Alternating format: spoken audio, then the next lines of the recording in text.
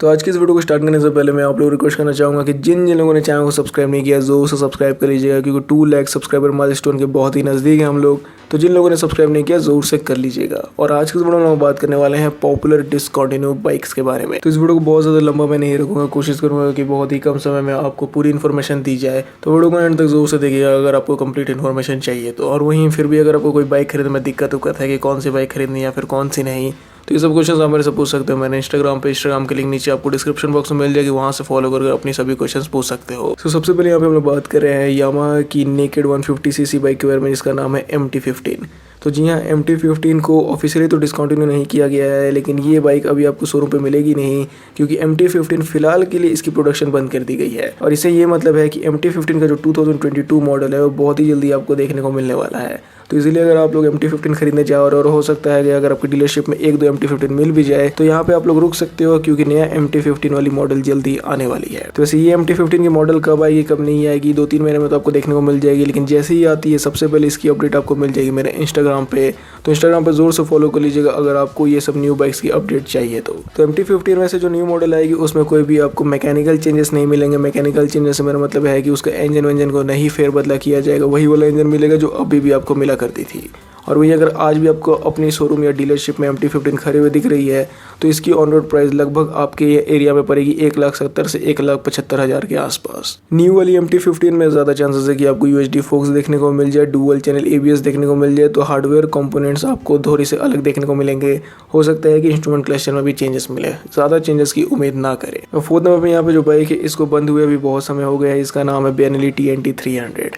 तो ये बाइक बिकती थी BS4 BS3 के एरा में, लेकिन BS4 से BS6 का जब ट्रांजिशन हुआ तो बेनेली ने इस बाइक को बंद कर दिया। अब ये बाइक कब लॉन्च होगी कब नहीं लॉन्च होगी इसके बारे में कोई भी कहना मुश्किल है, मतलब इसकी कोई भी मेरे पास ऑफिशियल जानकारी नहीं है। अगर आपको इंटरनेट पर ऐसी कोई जानकारी मिलती भी है कि TNT 300 आजकल परसों लॉन्च हो रही है, so all those informations are fake, because Benelli की तरफ से अभी भी कोई ऐसी ऑफिशियल स्टेटमेंट आई नहीं है कि TNT 300 जैसी कोई बाइक पे वो लोग वापस से काम कर रहे हैं। हालांकि जब ये भी बाइक बिकती थी तो अपने सेगमेंट में काफ़ी ज़्यादा पॉपुलर थी, क्योंकि इस एग्जॉस्ट नोट के साथ 300cc सेगमेंट में आपको कोई दूसरी बाइक नहीं मिलेगी। मतलब इसका एग्जॉस्ट काफ़ी ज़्यादा बेसियर है, क्योंकि इसमें आपको ट्विन सिलेंडर इंजन मिलता था। और वहीं पुरानी वाली TNT 300 को अगर कोई मेरे व्यूअर्स ओन करते हैं तो ज़रूर से बताइए कि ये बाइक कैसी है, मतलब चलने वाले में कैसी, कितना सर्विस में इसका काम हो जाता है। So do share and your ownership experience if you own this TNT 300। अब प्राइसिंग की बात की जाए तो ये बाइक 3-3.5 लाख के बीच में मिलती थी ऑन रोड में, जब ये बाइक मतलब सेल पे थी। तो अब 3rd नंबर पर ये जो बाइक थी इस लिस्ट की बाइकों में से थोड़ी सी कम पॉपुलर थी, लेकिन अपनी सेगमेंट की काफ़ी यूनिक थी। और यहाँ हम लोग बात कर रहे हैं निंजा 400 की। निंजा 300 को तो कंपनी ने वापस लॉन्च कर दी, यानी कावासाकी ने वापस लॉन्च कर दिया BS6 इंजन के साथ। इन 400 को अभी तक से नहीं किया है। हाँ, लेकिन ऐसा नहीं है कि 400 कभी भी वापस नहीं आएगी, 400 भी जल्द आपको देखने को मिल सकती है। लेकिन अभी फिलहाल कहना मुश्किल है, एग्जैक्ट कहना मुश्किल है कि 400 कब आएगी। वैसे निंजा 400 थी अपनी सेगमेंट की काफ़ी ज़्यादा महंगी, क्योंकि बाद बाकी जहाँ 300-400cc की बाइकें की प्राइसिंग खत्म होती है, वहाँ से इसकी प्राइस वहाँ से भी नहीं चालू होती थी। इसकी प्राइस चालू होती थी ऑलमोस्ट 4.5 लाख रुपये एक शोरूम में, और ऑन रोड पे ले आते ये बाइक पड़ती थी क्लोज टू 5 लाख रुपीज़। तो जी हाँ, 400cc की one of the most expensive bike थी निंजा 400। हाँ, तो जैसे मैंने आपको बता दिया है कि ये बाइक लॉन्च तो होगी, लेकिन कब होगी, कैसे होगी और कब तक होगी, इस पे कोई भी डायरेक्ट इन्फॉर्मेशन अभी तक अवेलेबल नहीं है। अब यहाँ पर जो सेकंड में बाइक ये भी काफ़ी ज़्यादा पॉपुलर थी अपने समय में, ये भी अब डिसकंटिन्यू हो चुकी है। और यहाँ हम लोग बात कर रहे हैं यामाहा R3 की। तो R3 भी 300 से 400cc सेगमेंट में बिकने वाली बाइक थी, और ये भी बाइक काफ़ी एक्सपेंसिव थी, क्योंकि बाद बाकी 300-400cc बाइक है जैसे कि RC 390, ड्यूक 390, RR 310 से ये भी बाइक काफ़ी ज़्यादा एक्सपेंसिव थी।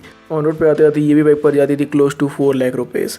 और इस बाइक में एक खास बात ये थी कि 300-400cc सेगमेंट में इसमें सबसे ज़्यादा टॉप स्पीड आपको देखने को मिलती थी। निंजा 400 को हटा दिया जाए तो निंजा 400 के बजाय इस बाइक की जो टॉप स्पीड थी वो कहीं कहीं आपको 200 km/h तक भी देखने को मिलेगी। और ये बात एकदम जेन्युइन भी है, बिना ज़्यादा मॉडिफिकेशन, बिना ज़्यादा ECU में आपको, मतलब बिना UC को छेड़े हुए भी ये बाइक 200 km/h तक जा सकती थी। 190 के टॉप स्पीड तो आपको आसानी से ये बाइक करते हुए दिख जाएगी, और जैसा मैंने बताया कि कहीं कहीं 200 km/h तक भी ये चली जाती है। ट्विन सिलेंडर इसमें इंजन था, जिसकी वजह से इसकी टॉप स्पीड काफ़ी ज़्यादा थी, ऑलमोस्ट 41 bhp का पावर था और 30 Nm का टॉर्क मिलता था। और वही निंजा 400 की भी तरह R3 भी ऐसा नहीं है कि परमानेंटली डिसकंटिन्यू होगी, R3 भी आपको जल्द मार्केट में देखने को मिल जाएगी। और निंजा 400 तो हो सकता है कि आपको थोड़े से ज़्यादा देर में देखने को मिले, लेकिन R3 आपको पहले देखने को मिल जाएगी। होपफुली इस साल भी आपको देखने को मिल सकती है R3। तो R3 भी जैसे ही लॉन्च हो जाती है तो इसकी अपडेट मिलेगी आपको मेरे इंस्टाग्राम पे, तो इंस्टाग्राम पे फॉलो करना मत भूलिएगा अगर ये सब न्यू बाइकों की अपडेट मिस नहीं करना चाहते हो तो। So now last but not the least, and here we are talking about in the first position none other than Yamaha R1। तो फर्स्ट नंबर मेरे को कोई और 200-300cc की बाइकें मिली नहीं, और R1 के बारे में मेरे को पता है कि अभी भी R1 जो है वो डिसकंटिन्यू चल रही है। BS4 एरा में R1 मिलती थी, लेकिन अब BS6 का ट्रांजिशन आए हुए इतना समय हो गया, लेकिन अभी भी यामाहा ने R1 को नहीं लॉन्च किया है। वैसे एक बात मैं आपको बता दूं कि यामाहा इंडिया में R1 को बेचती तो है, लेकिन इसकी सर्विस नहीं देती है। जी हाँ, यामाहा आपको इंडिया में R1 सेल तो कर देगी, पर उसकी सर्विस में आपको हेल्प नहीं करेगी। उसके लिए आपको अपने से जुगाड़ करना पड़ेगा, वो इसलिए है। तो जी हाँ, यामाहा की डीलरशिप आपको R1 बेच तो देगी, लेकिन इसकी सर्विस में आपको कोई भी सपोर्ट नहीं दिखाएगी, क्योंकि R1 के जितने भी पार्ट्स आते हैं सभी को बाहर से मंगाना पड़ता है। कोई भी पार्ट्स इंडिया में बिल्ड नहीं होते हैं, तो कोई डीलरशिप इतना माथापेची नहीं करेगा कि आपके लिए बाहर से पार्ट्स मंगाएगा फिर आपको सर्विस देगा। तो इसलिए ये लोग R1 सेल तो करते हैं, लेकिन उसकी पार्ट्स वार्ट्स में आपको हेल्प नहीं करेंगे। सभी चीज़ें आपको अपने जुगाड़ करना पड़ेगी। और ये बात कहीं कहीं R3 तक भी सही है, क्योंकि मेट्रो सिटीज़ में हो सकता है कि यामाहा R3 की आपकी सर्विस कर दे, लेकिन छोटे टाउन में जो यामाहा की डीलरशिप्स है वो R3 की सर्विस नहीं करती है। वो मैक्स टू मैक्स R15 की सर्विस करेगी। आपको जैसा पता ही है, वो उनकी सबसे ज़्यादा बिकने वाली बाइक होती है।